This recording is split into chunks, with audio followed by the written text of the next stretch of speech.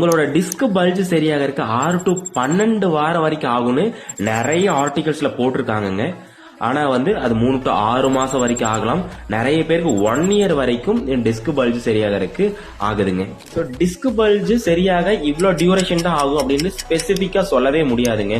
அது depends upon உங்களோட age, gender, அது எவ்வளவு தூரம் அது டேர் ஆயிருக்கு.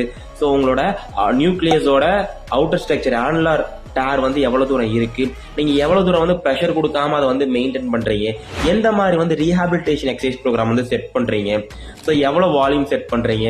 ஸோ இதை பொறுத்து அதோட ஹீலிங் ப்ராசஸ் இருக்குங்க. இன்னும் அந்த நியூக்ளியஸ்ல உள்ள இருக்க ஹைட்ரேஷன் லெவல், இன்கேஸ் ஆஃப் அதுல இருக்க புரோட்டோகிளைகான்ஸ் அப்படின்ற கனெக்டிவ் டிஷ்யூ எல்லாம் இருக்குங்க. இதோட லெவல்லாம் எப்படி இருக்கு, ஸோ சர்க்குலேஷன்லாம் எப்படி இருக்கு, ஸோ மெட்டபாலிசம்லாம் எப்படி இருக்கு, இதை பொறுத்து உங்க ஹீலிங் ப்ராசஸ் இருக்கும். டிஸ்க் பல்ஜை பொறுத்த வரைக்கும் பெயின் மாடரேட்டா இருக்குங்க. ப்ரெஷர் கொடுக்க கொடுக்க பெயின் அதிகமா இருக்கும். ஸோ இன்கேஸ் ஆஃப் உங்களுக்கு பெயின் இல்லை, ஸோ ப்ராப்ளம் சால்வ் ஆயிடுச்சுன்னு நீங்க நினைச்சிட்டு நீங்க அதிகமா ஜம்ப் பண்றீங்க, ப்ராப்பர் ரீஹேப் எல்லாம் பண்ணிட்டு இருக்கீங்கன்னா கண்டிப்பா மறுபடியும் டிஸ்க் பல்ஜ் ஆக சான்சஸ் இருக்கு.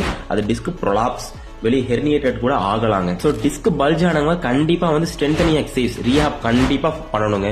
பெயின் ரெடியூஸ் ஆயிருச்சுன்னு அதோட விட்டுறாதீங்க, கண்டிப்பா ரீஹாப் அப்படின்றத ஃபாலோ பண்ணுங்க. பல்ஜ் வந்துச்சுன்னா என்னென்ன எக்ஸசைஸ் எல்லாம் பண்ணணும், என்ன ரீஹாப் எல்லாம் பண்ணணும் அப்படின்னு உங்களுக்கு டவுட் இருந்துச்சுன்னா எனக்கு ஒரு மெசேஜ் போட்டு விடுங்க.